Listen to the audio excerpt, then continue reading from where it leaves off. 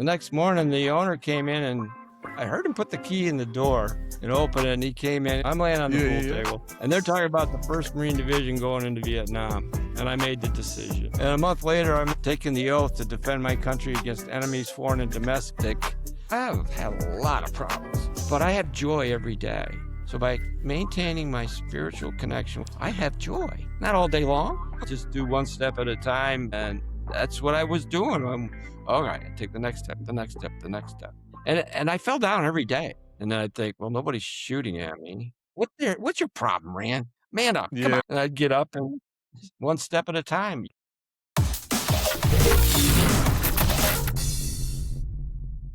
What do you do when your body says slow down, your age says be realistic, and your spirit says go anyway? Today's conversation is about moving from I can't to I will, and what it takes to persevere when the trail is long, the weather turns, and doubt gets loud. My guest is Rand R. Timmerman, Esquire, a retired attorney, Marine Corps, Vietnam veteran, and recovered alcoholic who hiked the Appalachian Trail in his 70s and documented the journey in his book, A Spiritual Passage. Welcome. How you doing today, Rand? Oh, I'm doing really well, Lee. Thank you so much for this opportunity. I really like your podcast. Oh, wow. Yes, Thank you for coming on the show and talking to us. I love having these conversations because perspective is everything. And just reading through that short bio, you really have done a few things. Now, I said Vietnam, I said Esquire, I said author, I also said Appalachian Trail. So, that's right. Give me your quick bio of who you are and what it is that, let's see. Just give us a little bit about who you are, and then I'll tee you up with some other questions. Okay, absolutely. Thanks. Yeah, I grew up in Adams, New York, which is a very rural area in upstate New York. We're about 100 miles from Ottawa, the capital of Canada.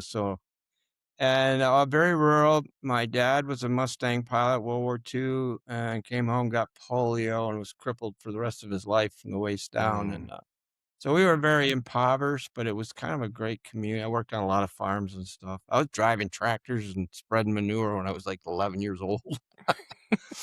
So when I got out of high school in 1964, I was a pretty good student and a hard worker. I was a Boy Scout, Eagle Scout, and all that stuff. And I was very patriotic. I went off to college, but I didn't really have enough money. And I was working as a janitor from midnight to 8 every morning, going to classes, pin setter in a bowling alley, selling Amway products on the weekends. I had no money. Wow. And I liked to drink when I could, which wasn't a lot of opportunities. But I got drunk one night in a bar in Oswego, New York, and passed out on the pool table. The next morning, the owner came in, and I heard him put the key in the door and open it. And he came in. It's right in the middle of winter. There's tons of snow. And he goes over and turns on the radio and starts washing glasses. Never said a word to me the whole time. I'm laying on the pool table, and they're talking about the 1st Marine Division going into Vietnam. And I made the decision. Really? I got off that pool table and walked out of that bar. Yeah, I did. And a month later, I'm in the War Memorial in Syracuse, New York, with my hand up, taking the oath to defend my country against enemies, foreign and domestic. And I don't know, 7 months later, I'm in a rice paddy going, uh-oh. Maybe that wasn't the smartest thing for me to do. In hindsight, you know what I mean, man? But That's interesting. I'll just jump in really quick. I had a similar one. Thankfully, I didn't end up in a rice paddy, but I do remember looking at Operation Iraqi Freedom, whatever the first one, the first Iraq war was, when they were liberating Kuwait. And I was doing the same thing. Well, I wasn't drunk on a pool table, but I was looking at the TV and I saw the young men and women getting on the plane, going out to, handle business. And I made that decision in that moment as well. So I definitely can relate there. I can't relate to the Vietnam part, but I did end up in Iraq. So there you go. But go ahead, continue. Tell me a little bit about. Yeah. So, um, yeah, I mean, I like to say the Marine Corps damn near got me killed about 20 times. I mean, Mm, I was pretty well, and it was very common amongst us. Combat vets in Vietnam saw a lot of action. It was kind of like the Civil War. mm, Uh, Average combat veteran in Vietnam saw about 157 days of combat in a mm. year. And a lot of Yeah. people don't know that. It was very high. A lot of it was skirmishing. But anyway, they made me a Mustang lieutenant at the end of it. And I was getting ready to come back, and a colonel came and talked to me. He said, well, you can go back to being a corporal and get out in a few months, or you can go to OCS and be a real officer. So I didn't have any plans, right? So I said, okay, fine. So I did that and went off and did all the officer training. Decided I didn't want to be a grunt, and so I went into the air wing. In Vietnam, I'd actually been a machine gunner on helicopters for a short period with the First Marine Air Wing, and that was kind of fun, actually. Sometimes terrifying at other Mm, times, yeah. but yeah. So I end up down there, and I walk in on a Sunday, that's what my orders had me do, and there's Captain Moan is there. He had been a staff sergeant, drill instructor when I went to Parris Island. So Okay. he and I kept running into each other. It was a weird, I'm telling you, Lee, it was a weird things. You know how that happens in the Yeah, military, yeah. things just happen. So he goes, well, I got a list of schools here. See, I'm gonna be a forward observer. I'm probably going back to Mhm. Vietnam. And he said, well, I got a bunch of schools here, and he's rattling them off. And he says, Rhode Island. And I go, well, I've never been to Rhode Island. What's that? And he says, Judge Advocate General School. You become a legal officer in the Marine Corps. Next day, I'm in Rhode Island, Newport, Rhode Island. You And pay there's 100 in the class. 99 of them are real lawyers. They're all captains. They've all gone through all the training. They've all graduated from college and law school, right? They're the real Mhm. deal. And then here's this phantom. It's like, oh, where the heck did this guy come from? And 20 of us rented a mansion because it was the off season. So we all each had our own bedroom. And these guys are in party mode. And I'm like, I don't know why, but for some reason, you know what? I'm gonna work at this. I'm not gonna drink it all during the week. Alcoholics can do that when they have to, right? So Mhm, mhm. I didn't. Well, I ended up being the class honorman. I got the highest scores. And it That's how it really works. ticked them all off. Yeah, really. So anyway, I go back to Cherry Point. They make me a defense lawyer to start out with, and I got a guy who was charged with sleeping on watch, which in the Marine Corps, that's a death. Mm, It's a big deal. yeah. And it's Fort Leavenworth, 2 years, and you're out, dishonorable discharge, right? Mm, And you don't have a jury of your peers in the military. You probably know this for sure. mhm. So the jury is a colonel, a major, a captain, a couple lieutenants, and that's it. But I called a couple witnesses. I must have raised enough doubt. They acquitted him. Almost Wow. never happens. And then I had Yeah. another one like that. So they solved that problem. They made me a prosecutor. And yeah. Goodness. So, and then every few months they'd send me down to Roosevelt Rose, the Naval base down in Puerto Rico, and I Mhm. do all the Article 32 trials down there. And I come back and I look at the list to go to Vietnam, and I'm talking to Captain Moan one day, and I go, I'm not on top of the list anymore. I should be rotating over about now. And he goes, you dumbass. Why do you think I keep sending you down to Puerto Rico? Oh, So Lord. I had a guardian. Yeah, I had a guardian angel, and I didn't really Yeah. appreciate it until that moment. So I didn't go back overseas and got married, had a couple kids, then went to Syracuse after I got out. I did 5 years, and I went to Syracuse and got my college education, went to law school, graduated summa cum laude. Obviously, I liked it. I was pretty good at it, and I had a great career. I had 40 years in Yeah. upstate New York, wandering around in 4 counties.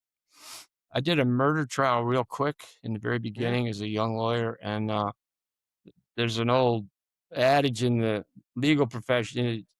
It doesn't matter what the facts are or the law or anything else. If you're on TV and the newspaper, just pound the table and get your name out there. And that's what happened. My career really took off after that. Wow. So Wow. Yeah, I had a great career. How did you win or lose the case? Like, what happened?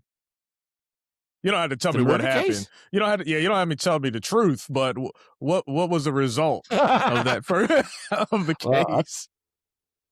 I learned in my recovery program I have to tell the truth. So, uh, no, well, it was reduced down to manslaughter, so that was kind of Yeah, a victory in a way. It was a bad case. There's not a whole lot of murder trials in upstate New York where I was, 4 rural yeah, counties. It yeah. was very rare type of it was a bad situation, actually, Wow. and, Well, where were you but at yeah, In upstate New York? I was stationed at Fort Drum, and I remember like Watertown yeah, and stuff like that. Yeah. Were you in yeah. that area? I was in Watertown. Okay, Yeah, I had Watertown. my Okay. office was in yeah, Fort Drum, 10th Mountain Division. My son-in-law was in the top he did 2 tours in Afghanistan. Yeah. So, yeah, Fort Drum. Well, Yeah. good for you. Were you with the 10th Mountain? Yeah, I was with 10th Mountain with the Triple Deuce. Alright. Yeah. Yeah. You didn't know a guy by the name of John Rankin by No. any chance? No. Well, that'd be a hell of a No. coincidence. You know what? But a lot of times So, those coincidences happen. You mentioned it earlier in the military. It's a small community. You know, it's a lot of people, but it's a small community, and you continually run into these people. So, but no, I don't recall that gentleman. So, okay. so Yeah, in he did Hines, 2 tours in the I just did one. Only thing I did over there, and I say only because you train so much. It's always you either training or you're deployed, and we did a peacekeeping mission over in Bosnia. So that was my highlight when I was there. But right. it was good. Wow. It was a Uh, good tour though. that's It a really big was. deal. That's a big deal. Yeah. Yeah. Yeah. It was a good Anybody tour. serves overseas, that's a big deal. Yeah, yeah, yeah. But I knew I had to get out of Fort Drum. It was crazy. Upstate New York is too cold. It's too windy. It's too cold. It was just horrible. We actually lived out Oh, yeah. in Philadelphia, New York, is where we My lived at. Now, grandmother lived there her whole life. really Yep. She small lived see, right in an old shack right next to the railroad tracks in Philadelphia, New York. Yep. yeah. See, it's small I world. have a There it lot of is. crazy memories. Yeah. Hey, so Rand, So, in hindsight, you gave this description of, small moments of your time in the military. What is one of the things that you miss the most, or the things that you appreciate the most from your time in the military? surviving, Yeah, staying that alive. should be top. Yeah, that should be top. Yeah. I mean, I saw a lot of I don't know, and I didn't believe in God either. The guys would get on me a little bit sometimes about Hmm. uh, it was an eye opener for me, and, I just saw a lot of really I was very much traumatized by it, but didn't realize it until later on, Mm. when the nightmares started and the booze started to become a bit, medicine for me, and now my brother Ron was in the Army, he was in Vietnam too, Hmm. and he came back and married our mother's best friend. The first date he went on, had 3 of her 7 children with her, Hmm. and Good Ronnie married gracious. her, and they moved out to Utah and became Mormons. Mm. And, ended up he has 27 grandchildren and over 30 great-grandchildren. And Edie Wow. died in 2017 after having a massive stroke, and Mm. that was what Yeah. precipitated the hike, Lee, that's why I was diving into that. Okay. Yeah. So and I had been sober 4 years. Let's jump. We'll get to the alcohol. We'll get into that, but we want to talk about the Appalachian Trail. And when I hear Appalachian Trail, I think young and fit. Like, what made you believe that you could do it in your 70s? And then we didn't talk about this, but you got an artificial knee, correct? I do. I have an artificial knee, my right leg is a half inch shorter. I like to brag I'm the limpiest man that ever walked the Appalachian Trail. My man. So, Our, what made you think that you yeah. could do it? First of all, what motivated you to do it? I did it because my brother when Edie passed, he was not himself, and, Mm, I knew he was struggling really hard with the grief and the sadness, so I had never been to his home in Utah in 40 years because they lived out there and I lived on the East Coast. They came east every year to see their kids and grandkids and stuff, so that's when we got together, like, 1 day a year, but, uh but we were still pretty close, you know, veterans and all that. My family's a warrior family, a lot of veterans, and, anyway, I called and talked to him on the phone. I could tell he wasn't doing good. I said, "Why don't I come out?" yeah. So, made arrangements to come out in January of 2018, and then when I talked to him on the phone, he goes, I said, "What are you gonna do, bro? You gotta do something." He said, "I'm gonna hike the Appalachian Trail." Oh, And wow. my Yeah. brain went, "No friggin' way." Not I'd done a lot of hiking in the Smoky Mountains and parts of the, Appalachian Trails.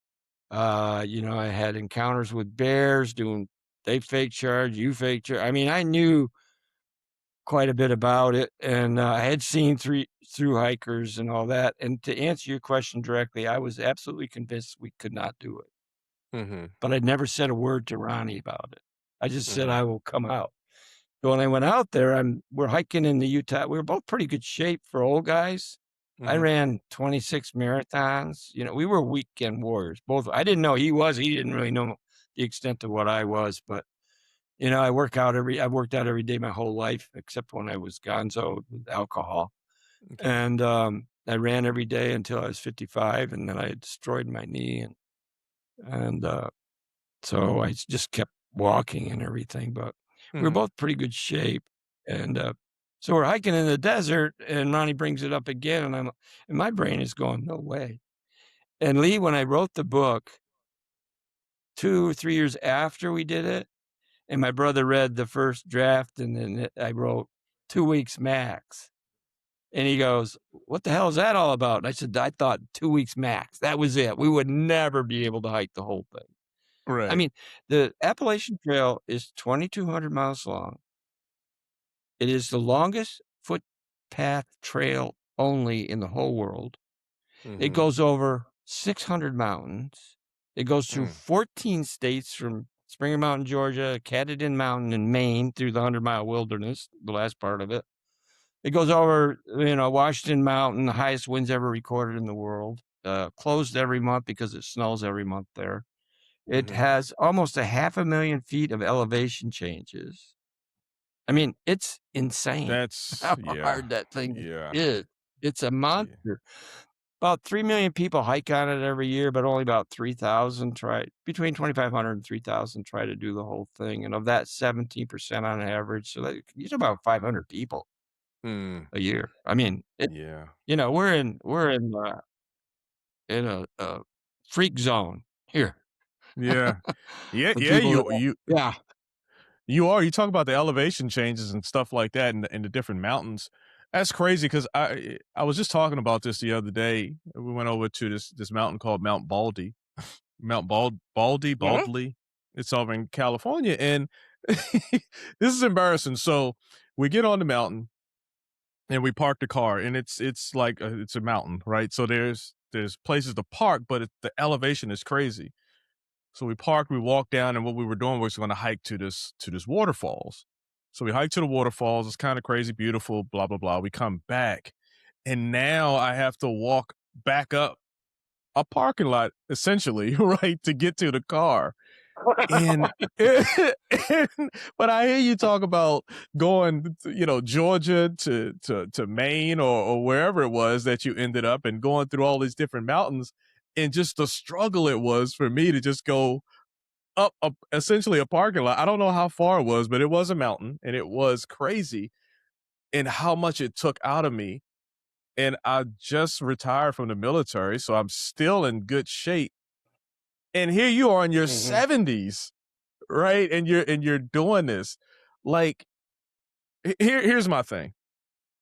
I wrote a book too. It's called From Here to There, and it's about understanding and recognizing your here, which is a crucial first step to getting to your there, right? When the idea Right. became real for you to do the Appalachian Trail, you said you and your brother are in pretty good shape. But what type of self-assessment did you do on yourself And were there some gaps that needed closing before you went on this journey through the Appalachians? Uh, well, that's yeah, I asked Ronnie, so when he said he was gonna do it, and he was adamant, I knew he meant what he said. My Yeah. brother says he's gonna do something, he's gonna do it, and, I said, "When?" And he said, "March 22nd." And this is in January, and I'm like, "You gotta be kidding me," but I was walking 6, 7, 8 miles a day. I still am, I'm Mhm. 80 years old. You know, Mm. I just, have that mindset, a lot of veterans do, to Yeah. physically I like to be physically active, and, Yeah. Yeah. I don't know, I didn't think we could do it, I just was going along for the ride. I just wanted to make sure he was gonna be alright, it's kind I of the love it. I brotherhood love thing, it. for sure. Yeah. Yeah, and man, when we started out, oh my god, it was so hardly I was in so much pain. I bet. My knees were killing me, the fatigue factor was off the chart. I can walk, 2.5, 2 and 3/4 miles in an hour in the Mhm. mountains with a pack, and you're either going up or down. The first couple of days, we were in, Georgia, you can go over 6, 7 mountains in one day. Mm. That's how many there are in 10, 11 miles. We averaged 11 miles a day, that's insane, and it Mhm. takes at least an hour it takes you in an hour, if you're doing well, you can maybe go a mile and a half, maybe a mile and 3/4. Most of the time, it's like an hour a mile, and we didn't stop, we never stopped, Mhm. and, it was, just really but you do get your hiking legs after a while, and, Mhm. Mhm. it got easier.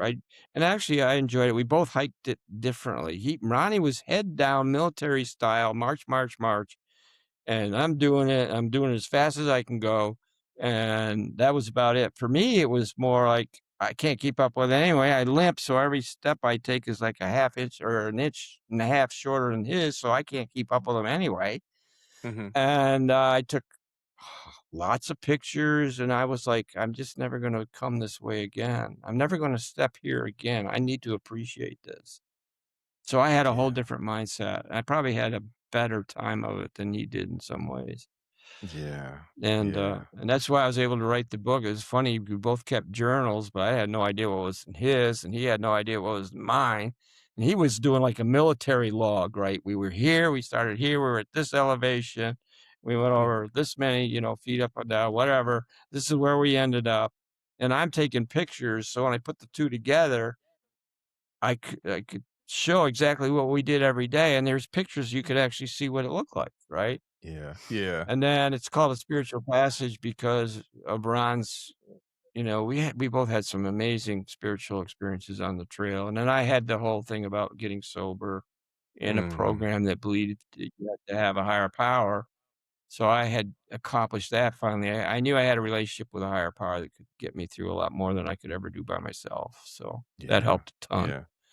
Yeah. Yeah. Yeah. So you on your journey, you had a different perspective, you had a different mindset, but it still was a challenging, I'll say, hike, right? It still was a challenging journey. So when you when you wanted to quit, like what was your minimum standard for the next hour or the next mile? You said you did like 11 miles a day. Like what was your minimum standard? Was 11, was that it? Like you, no matter what, you had to hit that standard? Oh, no. We so when I asked Ronnie how he was gonna do it when we were in Utah, before I even said I would go, he said, "I'm gonna take a bus down to Springer Mountain and start walking." Well, that's Mm. not a good plan. And I told him that. And I said, "I'll go." So we took 2 vehicles. So what we ended up doing was there's trails or roads going over the, Appalachian Trail every 10 to 15 miles. Now, Mhm. that's not true everywhere. In the Smokies, you got 40 to Clingman's Dome, that's a 35-mile stretch. Then you got Clingman's Dome to Fontana Dam and right on the edge of Georgia, that's 35. You got Priest, there's like 40. So there's all these places where you do have to take a full pack and Yeah. hike Yeah. traditionally, Oh, so to speak. But right, what we right. ended up doing is I like to brag, I slept in a tent every night on the Appalachian Trail that I was on the trail. That's true, but my truck Mm. was usually 10 feet away, right? So we had all our grub. Yeah, we had all our grub and stuff like that. So what would happen is in the morning, I'm in, I don't know, somewhere in Georgia or in Virginia. Mhm. Uh, I get up, um, stow everything in my truck, and I start walking north. And Ronnie would get in his car and drive down the mountain, go up the valley to the next road, go up to the top of the mountain, which was normally somewhere between 10 and 15 miles away. And he would hike south and I would hike north, and then we would meet in the middle usually. Mhm. Uh, Mhm. and and then when he got to my truck, he would drive down the mountain, come back up to where he left his car. By then I would be there and we'd just stay right there. So Mhm. that's how we did it basically most of the time.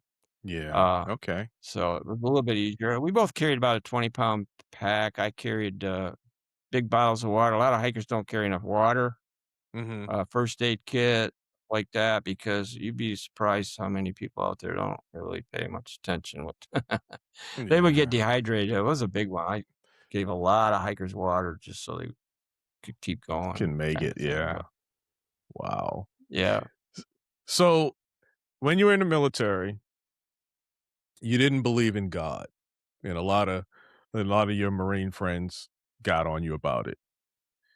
You go to the Appalachian Trail. Now this is years have gone by, right? So I'm hopeful that you said a higher power came into play prior to going on the Appalachian Trails. But, grief, your brother's grief, the trauma of the war, recovery from alcoholism, spiritual growth that you've gone through, and actually overcoming alcoholism, right? So what did the trail reveal about recovery that everyday life doesn't for you? for me, uh, and when I got sober 4 years before we did the trail, I was Mhm. taught that my power, I was powerless over alcohol, and I proved it beyond a shadow I mean, I was on suicide watch. It was really bad for me at the end. Yeah. Yeah.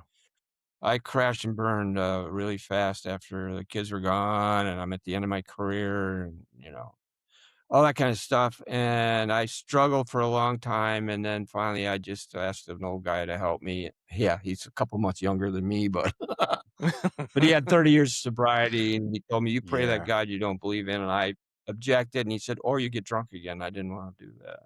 So I just did everything he told me to do. It's an anonymous Mhm. program. It's Mhm. for alcoholics, and I did what he told me to do, and I developed a relationship, and I with a higher power. It's just all I had to be with a power outside of me and greater than mine, because obviously I'm not at it. And, that was so baffling too.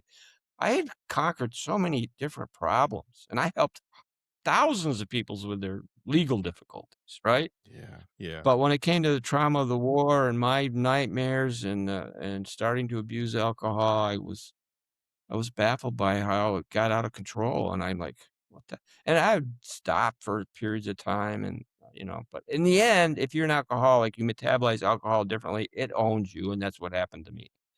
It Okay. owned me. Yeah. That's why the American Medical Association defined it as a disease in 1956. Mm. So, anyway, I did what they taught me to do, and I had a good relationship with a higher power. I didn't struggle anymore. I was helping other men pretty much every Mhm. day. And that helped me a lot too. And then so this opportunity come up on the hike. What this hike on the Appalachian Trail did for me is that my higher power got really big. Yeah. Yeah. The Yeah. mountains are really big, Yeah. right? I told you I And they're told you about very the parking they're lot.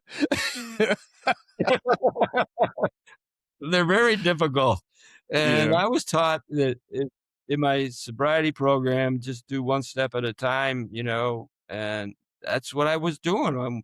All right, I take the next step, the next step, the next step. Uh, and Yeah. and I fell down every day. I broke, 4 hiking sticks over the Mm. time. Usually, it Mhm. was toward the end of the day when I get really tired, and I'd fall down and I go, "Ah," and then Mm. I'd think, "Well, nobody's shooting at me." So I'd get Yeah. up, you know? I could always fall back on it. "Nobody what's your problem, Rand? Man up, come on." Yeah. And I'd get up and one step at a time. You can do almost anything one step at a time. And that's Mm. where I ended up. And then God got really big. God got really big. Quick story. I'd crossed the, Hudson River, so I'm in New Jersey. I'm up on the mountain on the other side. I was thinking once we got up north that the mountains would be smaller. Not true. No, they don't get smaller, they get harder. And and w and one morning, my brother had left, and I had walked up to the next mountain on top of it, and I'm standing there, and this was a spiritual experience for me, Lee, it was amazing. I'm standing there, there's nobody I haven't seen anybody yet. There's nobody around, nothing. And Mhm. there's these 2 raptors flying over my head, flying around, and I'm just love to watch them, and they're floating around, and then I'm looking at there's no contrails. And then all of a sudden I realize that I'm in God's world that is so beautiful. It was like I was the only man alive. Mm, There was no sign of mankind of any sort. No mhm. contrails, no nothing, and I know right below my feet, down in the valley, there's millions of people. I'm in New Jersey for crying out loud, right? Yeah. And then I look way out across, and finally, like 50 miles away, I could just barely see the top of the skyscrapers in New York Mm, City. And my brain and my mm, heart and my soul just went, "Wow, God mm. created all of it, all of it." And yes, he Yeah, created mankind. yeah. I don't know, it's hard to explain, but my whole No, I concept get of it. God. I Yeah. get it because you get in those areas. I don't love going out in it because I don't like hiking. I don't like doing that, but I love being in scenic areas where there's not a lot of people because you get to feel small again. You get to not feel Right. like you're the That's it. most important thing, right? So that is oh, I like that. I love that experience. I love to be able like even on Mount Baldy. I mean, that's the thing that I'm talking about. Just being up there and just looking out and be like, wow, there's a parking lot out here. Someone had to come out here and make this, right? In God's. So I definitely understand that experience. And just like you mentioned, it's hard to really describe it. I know most people probably have a sensation and they probably can't describe it either, but it is a powerful moment. And finish that off. Tell me like after that moment, after that rush, like how did you feel going forward after that? I felt, Can you still more gratitude, more mm, awareness of you said the right thing, you said you feel really small. I did, I felt really small, but I did not feel insignificant. exactly. I know that God loves Right, I know that God loves me, and I think part of it was because I was talking to guys on the phone every day that I work with, and I realized that God gave me a whole new life, you Mm, know? At that point, I was 72, and, and here I am, I'm working with guys, and they're getting sober, and I'm watching men transform their lives, and now my life has been transformed, and it all kinda made sense to me, it all kinda came together. I'm here because God wanted me to be here to help my brother get through this mm, and to help other men get through what they have to go through, and I had no idea I'd end up writing a book about it, and it's gotten back to me. I In this book, I tell about how I got sober, what I had to do, yeah, right? I don't identify the yeah, program because we don't do that, but I talk about what I was taught and how I learned to be the man I am today because I have become the man that God always wanted me to be. That's how I mm, feel about it. Well, now I have a wow, responsibility to go out and share that to help other men and help other people, yeah. and I do it every So day. so we're talking, a little bit about mind, a lot of bit about mindset, and how did the experience from your perspective, how did it change your brother? Did it help? Did he Uh, feel oh, yeah, help big time. Ronnie, he was a bishop in the morning church, so he was used to helping people. I mean, they're a very, charitable type organization, and he did a lot of weddings and funerals and stuff like that. So he was always a pretty spiritual guy. And I asked him if he had ever had a point where he really came into serious doubt, and he said no, mhm, not at all. But the pain, that's what it was yeah, for him. It yeah, was the yeah, pain. yeah, And then Father's Day, we were in, Virginia. I think we were in the Blue Ridge Mountains, and it was a really dark day. It was Father's Day, and Ronnie was really suffering and thinking about ED, and then he walked around a corner, and there was this huge halo of light. There's a picture of it in the book. He took a picture of it. It was Mhm. kinda odd that he or great that he did that, but I'm surprised he did it in a way, but and he felt the presence of God and of Edie and our Father, and he Mhm. felt like it was a message from Edie telling him that she was with dad and it was okay. Everything was okay. He was doing the right thing, that it was okay, and she was fine, Mhm. and it just changed him. It totally Yeah. changed him, and if you see the picture, you could see it almost looks like there's a man standing in it. I could be Jesus Christ, it could have been Buddha, it could I don't know, it could be anything, right? But Right. and that's the only sunlight we saw that whole day. It was just one of those things that happened that you go, "Oh my gosh, look at that." There has to be a divine energy to create something like that when I need it so much Yeah. to take the foot, Yeah. and it took the pain away Yeah. for him. Not Wow. all of it, of course, but it took it. Of Yeah, course, right. Yeah, yeah. That's amazing. yeah. All right. So let me be presumptuous. You did finish the entire thing, right? You guys finished. You made it all the way? Ronnie finished it. Ronnie Okay. finished it. I fell down a rock slide Oh. on, Wilcox Mountain in Massachusetts. I mean, it was really I told you I fell every day. Yeah, yeah, I yeah, was yeah. it was a 12 miler that day, and Wilcox Mountain was right in the middle of it, and I got near the top, and the Appalachian Trails are riddled with rock slides. Mhm. I mean, Mhm. people don't realize. A lot of them, you go across them, and the rocks and boulders will be size of Volkswagens and trucks and all different kind of sizes, and you sip on a big rock, and you think, "There's no way this thing can move," and then it moves. Yeah. You go, "Whoa," Yeah. you know? Well, Good on gracious. Wilcox Mountain, yeah, I got near the top, almost to the top, and I look, and there's this big rock slide, and I go, "There's no way the trail goes up this rock slide." And then Yeah. I look all the way up, and there's a white slash on a tree right next to it. I go, "Oh my god, I gotta walk up this." So I hike all the way up this, and this thing is steep. It's Mhm. probably Mhm. 20, 25 degrees, which seems like a cliff. And I got within like 10 feet of the top, and I'm standing right on the edge, and I stabbed with my pole, and it slipped. So then I Mm. just reflexively stabbed with the other one. It flipped me around 180 degrees, and then I did a swan dive off that son of a gun. If I had just Wow. fallen forward, I probably woulda, it woulda hurt, and but I didn't. I dove off of it like a swan dive Wow. down. Yeah, Lee, and I mean, I've Ho been, banged up a lot in, Vietnam and motorcycle accidents, and I closed my eyes because I knew it was gonna hurt. Yeah, yeah, yeah, Oh my yeah. that hurt so bad, and then finally, I opened my eyes. What happened was my left foot got caught wedged between 2 rocks. Otherwise, I Mhm. probably would've Mhm. got killed, but Mm. that stopped my slide. So anyway, Yeah.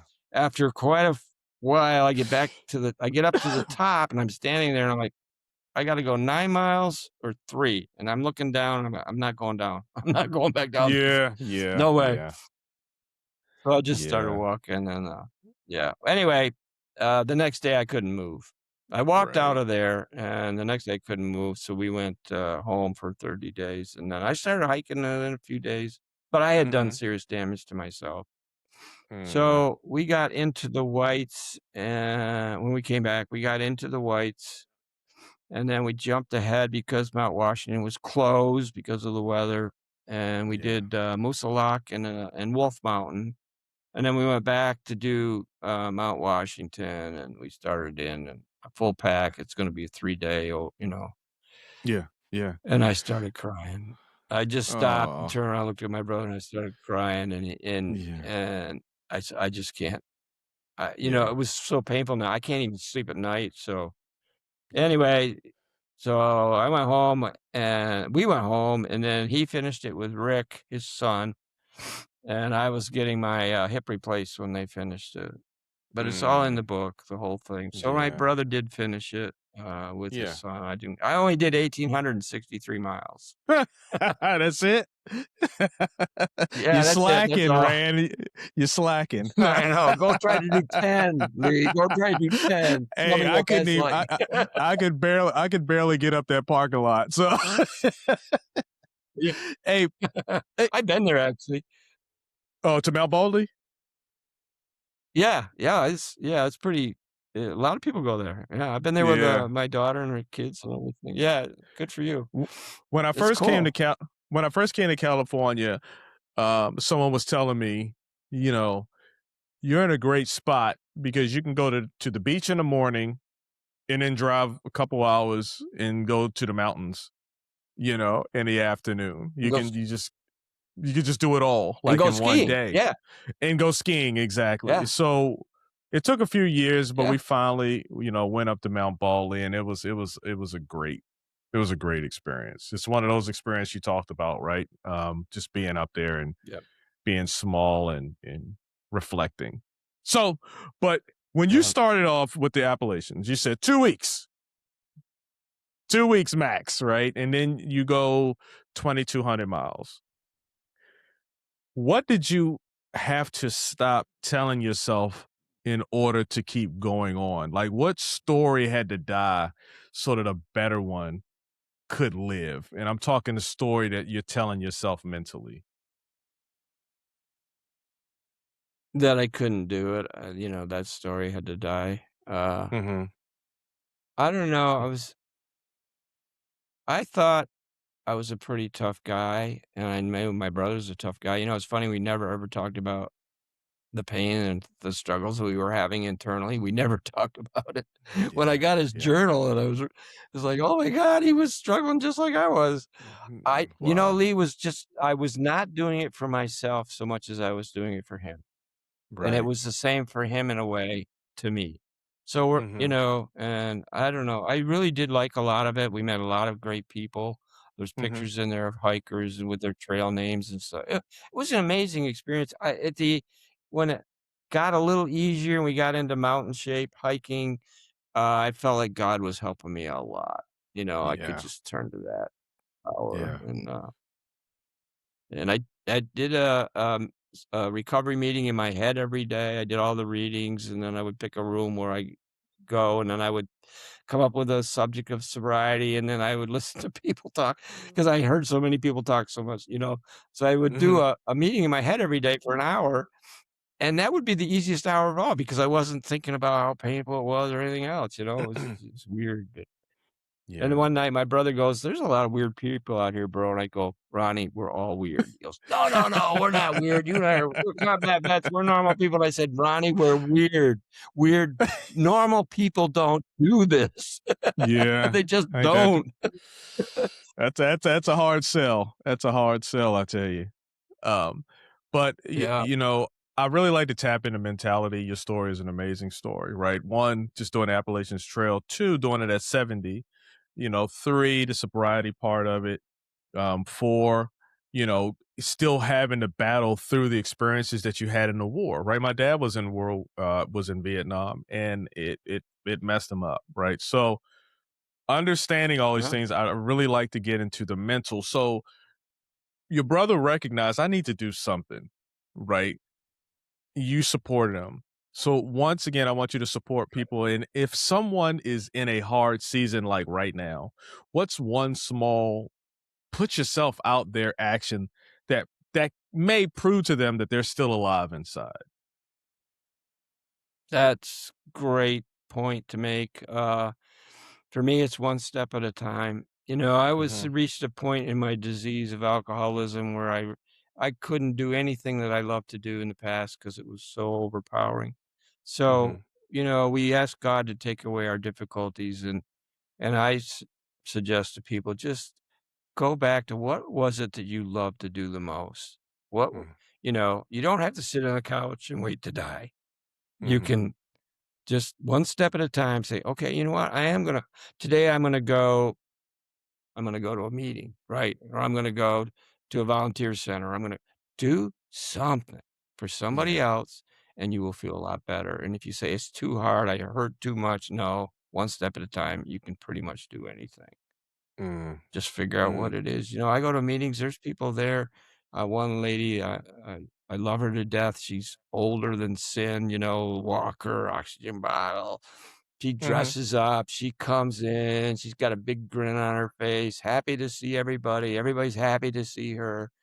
She's Yeah, living life. yeah, But yeah, you gotta take that step. You gotta go take the shower, you gotta get dressed, simple yeah, things. yeah, yeah. Yeah. I love that, and that's been a common theme that you've been mentioning, that just take one step at a time, because life kinda well, it doesn't kinda, life can get really, really big, right, from time to time, and Yep. then it seems like you can't tackle it. It's too much. It's too hard, and just hearing you continue to reiterate to take one step at a time, I think is an important message that everyone should hear and understand. Don't sit around and, Yeah. and let it get too big, because all it will do is Right. potentially get bigger if you just don't take a step towards the resolution, or to take that step towards there, where you need to be. Go ahead. Right. Yeah. I mean, I Christmas Eve day, I went blind. That's only 3 weeks ago, right? 2 Mhm. days ago, I had an operation, an hour and a half with 2 surgeons digging around in my eyeball. That's why I got a black eye. I could have if I could have figured out how to see to figure out your email, I could have emailed you, Lee, and said, I'm feeling sorry for myself. I'm not gonna do it. I can't do it today. Let me off the hook. We'll do it later." Yeah. No, I showed up. I showed up. Yeah. That's what God Yeah. wants me to do. Show up. Help people. Mm. I'm not How bragging fun or anything. I'm just saying, pardon? No, it's just reiterating that one step at a time. It's I get it. I get it. And that's an important, Yeah. like I keep saying, that's an important message as well, because there are times where it's too big, it's too much. And I would have been like, that is not excellent. That is a good reason to not want to do the podcast. You just had surgery. It's understandable. But that's not who you are. You're a person who takes one step at a Right. time. You're a person that at 70 years old, you're doing the Appalachian Trail, falling every day, getting up every day, continuing, right? That's that mentality that you have. And then I love Right. that you appreciate the lady who you said is old, old as dirt or whatever. You know, b- getting that community of people around you, Right. being an Yeah. asset to people, you know, is Right. it's just powerful. So I'm loving this conversation. I'm glad you didn't call me up and say, "Hey, I can't do this, Lee," because I'm really enjoying uh the message that you're bringing across. Absolutely. Now, Thank you. you wrote the book. Your book includes humor, right? Critters, reptiles, nasty weather, and some amazing people. What's a Right. funny moment that still makes you laugh, and what did that moment teach you? There we go. Good. I'm That's glad a it good one. resonated. So, yeah, this is so anyway, so my trail name was a play on my name, Rand, and Bo, and my brother's the one that named me. He gave me my trail, Rand Bo, right? So that's fine, and I got in the habit every day, if I saw a hike, I'd reach out my hand and I'd say, "My trail name is Rambo, what's yours?" And they would tell me, and I would write them down in my journal at night, so Mm, I don't know, I must have known I was gonna do a book, I guess, subconsciously or something. So, no big deal, I got a lot of trail names that way. Well, we get up into actually, I think I was around Wolf Mountain. And one day, I only saw 4 people, it was both of them were a couple, a man and a woman, right? mm, mhm. And I'm going north, Ronnie was going south, and so I met them, and I reached out my hand, "My name is Rambo," and the first time it happened, the guy goes, "Oh, yeah, yeah, I saw your brother, I want my picture with you," and he put his arm around me, he's looking he's a mountain man, I'm 5'8", I weigh 160 pounds, right? And he put his arm around me, he goes, "I thought you'd be bigger," and I'm like, "Huh?" And the wife is kinda, like, standing back. So I thought, huh. So then I run into another couple a few hours later, and they do the same exact thing. So Wow. anyway, So that night we're eating and getting ready to go to bed, and I said, "Bro, there's something really weird going on out here." And he goes, "No, no." Well, I said, I tell him what's happened. He goes, Mhm. "Oh, okay." And he's not looking at me, right? So, "What's going on here, bro? You're up to something." "No, no, well, I told him that you're a combat veteran, like I am from the war, and you're the guy that they made the movie Rambo Oh, about." I love it. I go, "Are you kidding? You're gonna get me killed." And I was not like Rambo, trust me. No, so that was pretty damn funny. That is awesome. Your brother set you up. I like it. He set me up all right. Man, that's So, pretty cool. yeah, So but then so that is an amazing story. That's a funny story. But on the other side, like what surprised you most about people, either the strangers that you met on the trail or even the relationship between you and your brother? What surprised you out there? uh, Ronnie and I are both very different, but we get along great. And we, to be honest, we did not do a lot of talking. We did no complaining or anything like that. Mhm. But it was Mhm. the other people that were amazing. I would just be in awe of some of these people, and they were all way younger than us. And there was one of them that stands out. There was this uh, Oriental gentleman. He looked like a samurai warrior. He's 5'4", so he's a couple inches shorter than me. Really well built, handsome guy. Mm. He's wearing the robes with a full pack on over top of him. He could have had a samurai sword for all I know under the Mhm. robes, and Yeah. he's got this, I don't know, ornamental headpiece on him. And you get in a bubble where you see the same people every day. And I saw this guy a couple of times. We'd say hi. I don't remember his trail name. It's probably in my book. But anyway, so one day I run into him and he stopped. "Hey, Rambo, stop. Wait a minute. Wait a minute." He says, "Hold my hands." So I take his hands and he goes, I'm gonna heal your knees, Rand. You're in way too much pain. I'm gonna take away the Wow. pain. So just hold my hands and bow your head down." So I'm doing what you tell me to do, right? And he Uh-huh. starts this whole litany of things. I mean, more than 5 minutes go by, and all of a sudden I hear him say Macbeth. Mhm. Macbeth. And I realized he's quoting Shakespeare. Oh my goodness.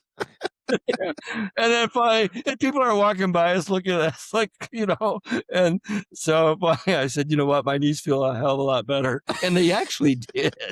That's Oh man, he put it in your head and made it work. I love that. I love that. So was he Yeah. so you heard him say Macbeth, but was he Yeah. speaking in another well, he was speaking in another language, I'm assuming? Well, he had a very Oriental type accent. Accent. Got And, it. Got it. yeah. So I couldn't really Yeah. understand. And he And heard I'm Macbeth. and I don't know, I might have been saying my own prayer actually, Yeah. but then finally when I started to concentrate, I realized, and then he goes Oh. Macbeth. I can hear that word. That word I got. Yeah, yeah, yeah. Yeah. That is correct. Beautiful people, beautiful, beautiful. How often did you run into the people on the trail? Like, did you run into him multiple times? Since you're all pretty much going the same direction, I'm assuming. How did that play out? Well, yeah. So in the beginning, I mean, in Georgia, the first 75, 80 miles there, there were a lot of people. I Mhm. mean, hundreds of people are starting out each day. They're all gung ho, gonna do this thing. Yeah. And then pretty quickly you start seeing people falling off. I mean, it is hard. It is really, Yeah, really hard. yeah, But yeah, you do end up in a bubble. We call it a bubble where you're with the same people. You see them every day for a while. And then either they take a day of rest, which we never did, yeah, or they're faster than us and they move ahead so you end up, yeah. and then you might not see people. And then all of a sudden you're back in a bubble with some of the same people again. So Mm. that was a fun part of it. You never knew who you're going to run into, and you kind of get friendly with people. Um, we didn't stay in the shelters that much. Shelters were very they were always packed in the beginning. Mhm. And then the further north we get, once we got past, West Virginia there, what's the name of it? Harper's Ferry, Mhm. that's the halfway point, and there's a conservancy there. We checked in, I think we were 1,800 and something at that point coming Mm. through. After that, it was like all of a sudden it was hardly anybody. Yeah. That seemed to be the drop dead point for a lot of people, and, Yeah. in the beginning, Lee, we probably more than half were women. There was a Mm. lot of ladies on the trail in the beginning. After Yeah. Harper's Ferry, very rare to see a woman, but if you Yeah. were down Yeah. to the tough guy, you were Yeah. down to Yeah. the Paul Bunyan types that and they were all a lot younger than us, trust me. Yeah. Yeah. Wow. I tell you what, it almost, not necessarily, but it kind of resembles your life's journey as well, right? You start off young, you got all these Mhm. friends and all these people, and you have different journeys that you're all going to go on, and you head on out. Sometimes it gets hard. It gets, some people keep going, some people stop and they adjust, they pivot, they do other things. Right? And then you have those Yeah, ones yeah, that are gonna relate to you, and those are the ones that's your small community, the ones that you lean on. The guy who's coming out and praying over your knees and quoting Macbeth as well, right? You run into these type of people who are weird. They're weird, but they're exactly what you need at that moment. In yeah, relationships that's right, being built on that trail is a great example of just your life's journey. Nurture those right. relationships, hear what they got to say, because me talking to you, I've never done the Appalachian Trails. I have no idea how that journey would be. But now I got a little taste of it, right? And I have a little taste of the mentality that it's going to take to accomplish it, the physical strength, but it's all mental. For you, you fell. You fell every freaking day. You got an artificial knee. Um, and it just is what it is, right? But you had people out there who were Yeah, continually helping to support you, and that's the important part. One, the mental, and then two, you need help. Get the help. Stop trying to do I was everything on your yeah, own. yeah. I came down Killington Mountain in Vermont, and there was 2 Uh-huh. doctors up there hiking the trail. And they Uh-huh. were Oh, wow. the lithe, really mountain men type guys, and so but I left before them, and actually you have to go off, the trail and climb up 2/10 of a mile to get up to top of the mountain, but I wanted to go up the top of the mountain. I have a picture of me up there that they took. Okay. So I left before them, and I'm going north. I get down, and I'm about a mile from the campground where we were gonna stay, and I fell, and I Mm. fell in a really bad place. Mhm. And a whole bunch of boulders, and I just went, like, head first. Well, I didn't know it, but Mm. they were right behind me, and Mhm. when I Mhm. fell, Mhm. they screamed. Wow. They're screaming. Well, luck would have it, I fell down in these boulders, but there was a grassy spot, and I managed to Mm. fall the one place where I could fall. And anyway, I heard them scream, and then they come running up there, yelling, "Are you okay? Are you okay?" Isn't that And, awesome? once they saw, they helped me up, and they said, "We thought you were dead for Mm. sure when we saw you fall Mm. down in there." That was kinda neat. They were That more upset than I was. I tell you what, Um, that got me a little bit emotional, right? I could feel it because that's when you see the true spirit of man, of men, of humans. You just met these gentlemen on the trail. Didn't know them from any place else, right? But you nurtured a relationship pretty quickly. You're all out there on the same journey, trying to accomplish the same thing, and you're all invested in each other's success, right?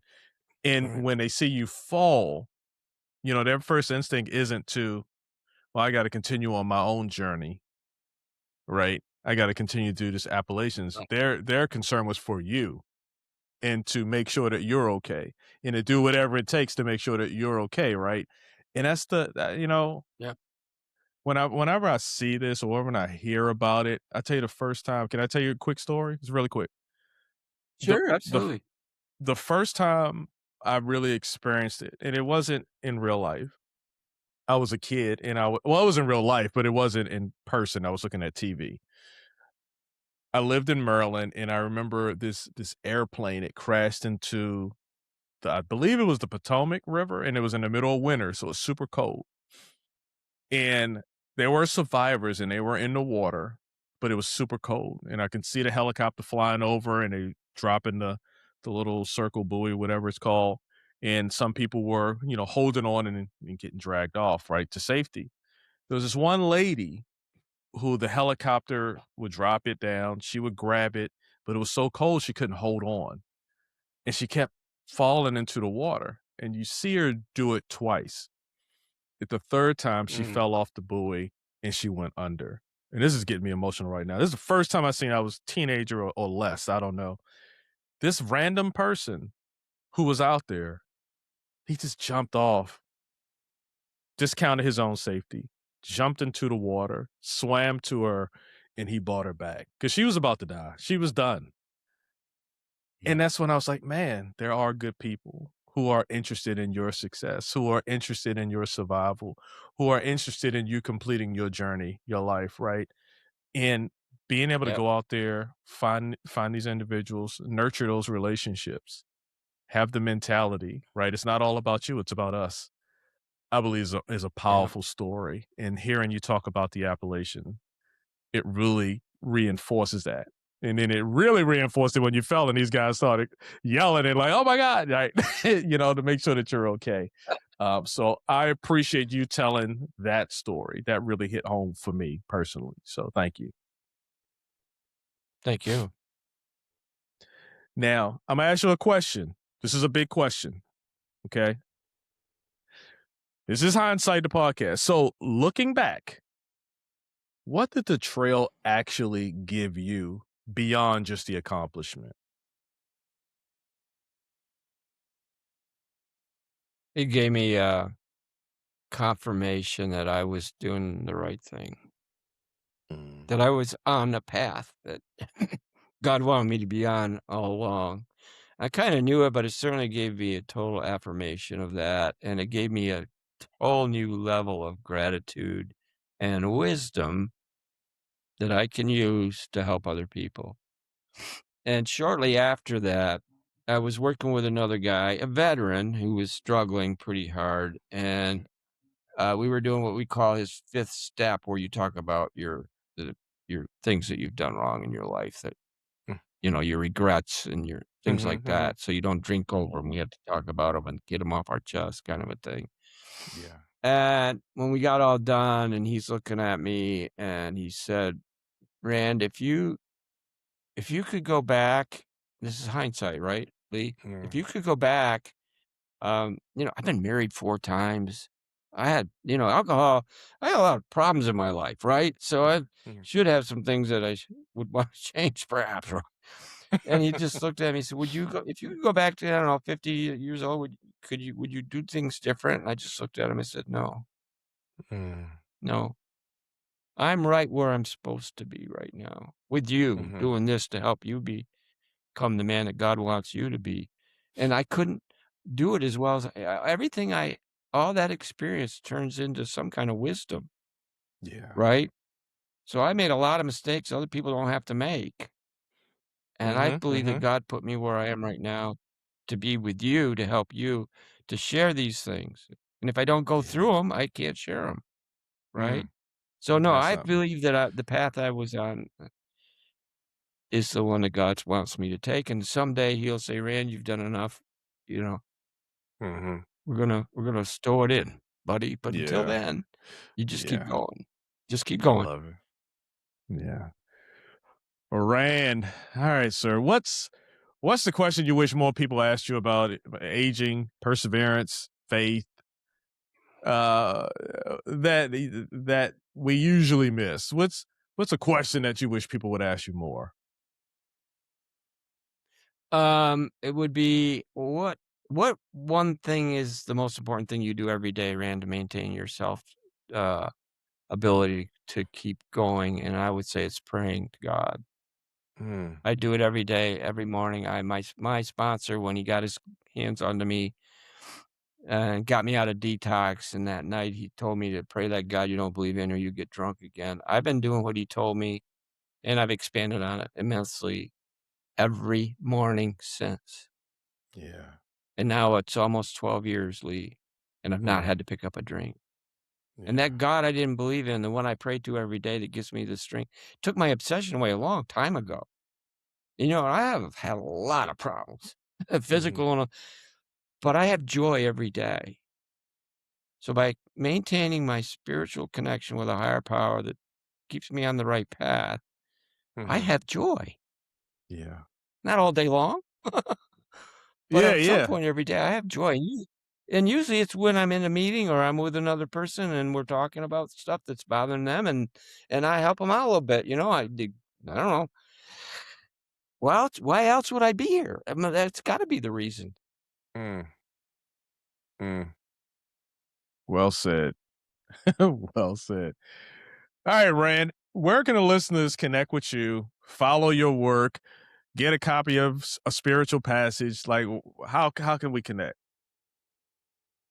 I'm have a website, randtimmerman.com. That's all it is, just my name and .com. They can go there. I'll be honest with you, if you Google a spiritual passage, it will all pop right up. It's amazing. Mhm. There's my book right there. Uh, so it's pretty I'm on all the usual stuff. I'm not doing, social media stuff because 'cause I'm kinda Okay. old and cranky. I don't wanna take the time. I'm writing every day. I still write. I've got more Beautiful. books I wanna publish and stuff like that. So, Okay. yeah. Okay. What's one what's one what's a book or a concept that you're working on right now? What's one that you want to get out? Well, right now it's called The Syracuse Hitman versus the Shoe Repairman. It's based on a true story of a guy I knew in Wow. Alcoholics Anonymous that was well, I should be saying the name, but anyway, who was a hitman in Syracuse, New York. Yeah. Wow. Unbelievable story. Yeah. That's pretty dope. And That's pretty actually he dope. redeemed himself. Yeah, it's an amazing story. It's just coming the book is be out next month, Oh, really? and Okay. that'll be on my web. Yeah. Yep. All right. So we'll definitely be on the lookout for that one. It's called the Hitman from Syracuse. What was it called again? Syracuse Hitman This. Uh huh. Syracuse Hitman versus the Shoe Repairman. All right. I like it. I like the title. Yeah. First off, it's alluring, and then it's a true story. That's crazy. Okay. All right, Rand, Yep. I just want to thank you. Thank you for sharing the real story, what it takes to keep going when your body hurts, when your mind hurts, um, your past. I'm sorry, excuse me. Your past, it tries to pull you back, and then how you just keep pushing forward one step at a time, and your heart learning to heal in real time. So today, I really enjoyed our talk about perseverance, even in an older age. Like I'm in my 50s, so I'm 55 now. So I'm in that period in my mind in my life where I'm like, all right, well, I guess I'm in the next stage, right? Because you feel. Let me say this to you and tell me if it resonates. You've been in your body for your entire life, right? So when you just told me earlier today, well, I'm 80 now. And besides the maybe some aches and pains, you had some surgeries and things like that. Mentally, do you feel like you're 80? I'm just No. curious. No, I feel Exactly. like I'm still kind of yeah. No, my brain I got a great brain. Thank you, Lord, Thank Lord. Yeah, yeah, And I yeah. thank God every day for the body he gave me because this body's been through hell. And, and I don't have any serious fatal flaws yet.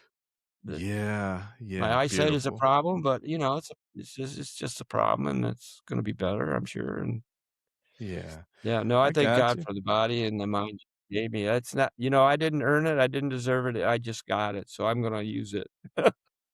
Kind of my Yeah, attitude. and that's the thing, that's the point, right? Like, I'm 50 something, and now it's time, right, to maybe start giving back a little bit more, right?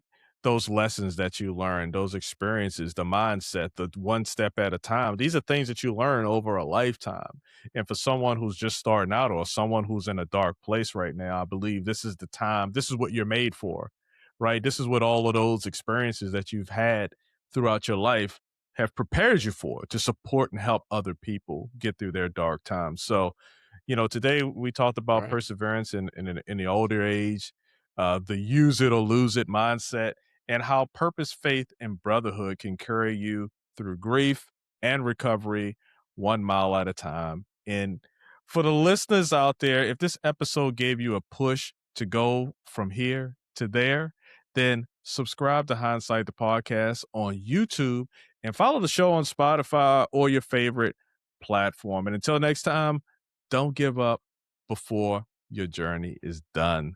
Thank you so much, Rand, for being a really, truly special guest on Hindsight the podcast. Thank you, Leo. Great having this conversation with you. I really enjoyed it. Thanks. That's Hindsight.